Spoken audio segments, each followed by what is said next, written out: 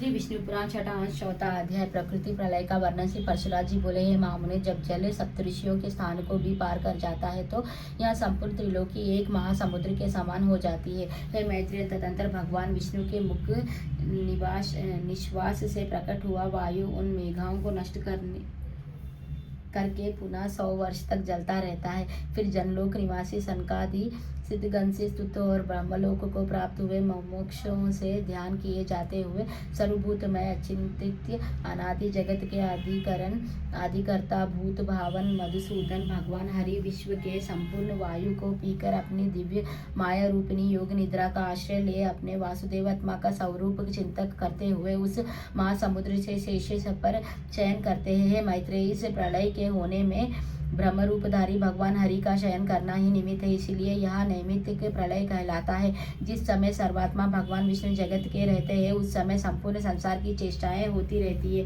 और जिस समय वे अच्युत महारूपी माया रूपी शय पर सो जाते हैं उस समय संसार भी लीन हो जाता है।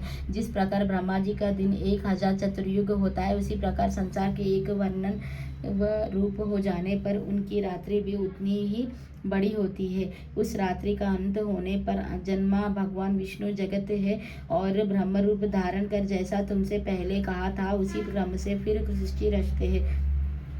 हे द्विज, इस प्रकार तुमसे कल्पतान में होने वाले नैमित्त का एवं अवतांतर प्रलय का वर्णन किया। अब दूसरे प्रकृत प्रलय का वर्णन सुनो। हे मुने, अनावृष्ट आदि के संयोग से संपूर्ण लोक और निखिल पाताल लोकों के नष्ट हो जाने पर तथा भगवद जी से उस प्रलय काल के उपस्थित होने पर जब महात्वा से लेकर पृथ्वी आदि पंच विशेष पर्यंत संपूर्ण विकार क्षीण हो जाते हैं तो प्रथम जल पृथ्वी के गुण गंध को अपने में लीन कर लेता है। इस प्रकार गंध छीन लिए जाने से पृथ्वी का प्रलय हो जाता है।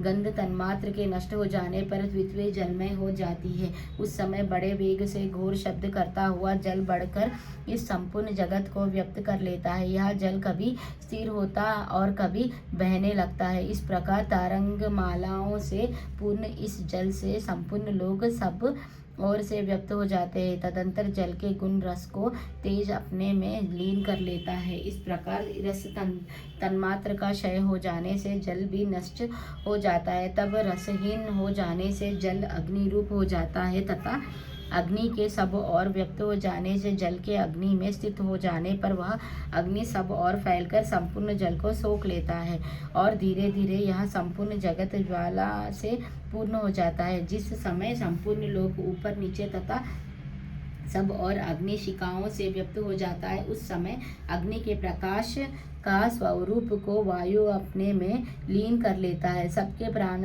स्वरूप उस वायु में जब अग्नि का प्रकाश का रूप लीन हो जाता है तो रूप तन्मात्र के नष्ट हो जाने से अग्नि रूपहीन हो जाता है। उस समय संसार के प्रकाशहीन और तेज के वायु में लीन हो जाने से अग्नि शांत हो जाता है और अति प्रचंड वायु चलने लगता है। तब अपने उद्धव स्थान आकाश का आश्रय कर वहाँ प्रचंड वायु ऊपर नीचे तथा सब और 10 दिशाओं में बड़े वेग से चलने लगता है। तदंतर वायु के गुण स्पर्श को आकाश लीन कर लेता है। तब वायु शांत हो जाता है और आकाश अवरहीन हो जाता है। उस समय रूप रस स्पर्श गंध तथा आकार से रहित अत्यंत महान एक आकाश ही सबको व्यक्त करके प्रकाशित होता है। उस समय चारों ओर से गोल छिद्र स्वरूप शब्द लक्षण आकाश ही शेष रहता है और वहाँ शब्द मात्र आकाश सबको आच्छादित किए जा रहता है। तदंतर आकाश के गुण शब्द को भूतादि ग्रस लेता है। इस भूतदि में ही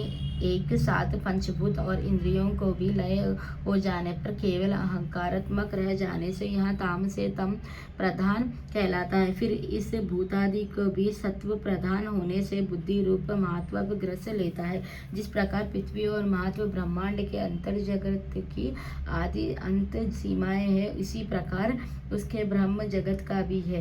हे महाबुद्धे, इस तरह जो 7 अवारण बताए गए हैं वे सब भी प्रलय काल में पूर्वार्थ पृथ्वी आदि क्रम से परस्पर अपने अपने कारणों में लीन हो जाते हैं, जिससे यह समस्त लोक व्याप्त है। वहाँ संपूर्ण भूमंडल, सातों द्वीप, सातों समुद्र, सातों लोक और सकल पर्वत श्रेणियों के सहित जल में लीन हो जाता है। फिर जो जल का आवरण है उसे अग्नि भी जाता है, तथा अग्नि वायु में और वायु आकाश में लीन हो जाता है। द्विज आकाश को भूतादि, ताम से अहंकार भूतादि का महत्व और इन सबके सहित महत्व को मूल प्रकृति अपने में लीन कर लेती है। महामुने, न्योनाधिकार से रहित जो सत्वादि तीनों गुणों की साम्यावस्था है उसी को प्रकृति कहते हैं। इसी का नाम प्रधान भी है। यह प्रधान ही संपूर्ण जगत का परम कारण है।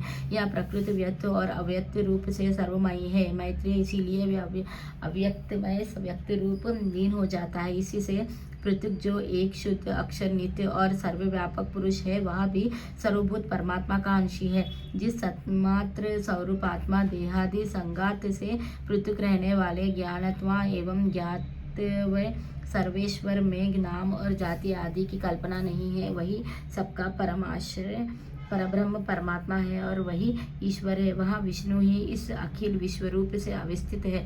उसको प्राप्त हो जाने पर योगी जन फिर इस संसार में नहीं लौटते। जिस व्यक्त और अव्यक्त स्वरूपिणी प्रकृति का मैंने वर्णन किया है, वह तथा पुरुष, ये दोनों भी उस परमात्मा में ही लीन हो जाते हैं। वह परमात्मा सबका आधार और एकमात्र अधीश्वर है। उसी का वेद और वेदांत में विष्णु नाम से वर्णन किया है। वेद की कर्म दो प्रकार का है, प्रवृत्ति रूप कर्मयोग और निवृत्ति रूप संयोग युग।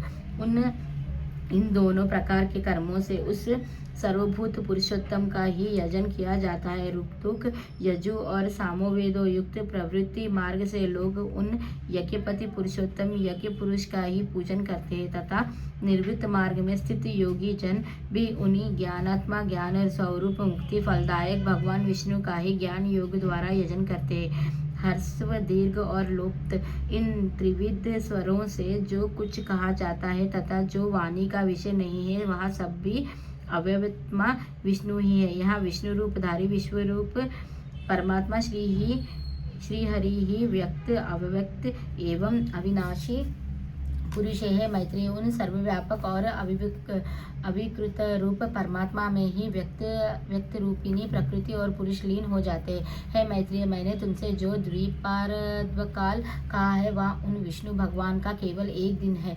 हे महामुनि, व्यक्त जगत के अव्यक्त प्रकृति में और प्रकृति के पुरुष में लीन हो जाने पर इतने ही काल की विष्णु भगवान की रात्रि होती है। हे द्विज, वास्तव में तो उन नित्य परमात्मा का ना कोई दिन है और ना रात्रि, तथापि केवल उपचार अध्य रूप से ऐसा कहा जाता है।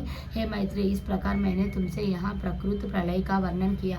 अब तुम आत्यंतिक प्रलय का वर्णन और सुनो। इस प्रकार श्री विष्णु पुराण के छठे अंश में चौथा अध्याय समाप्त। श्री विष्णु पुराण की जय। श्री विष्णु भगवान की जय। श्री लक्ष्मी नारायण की जय।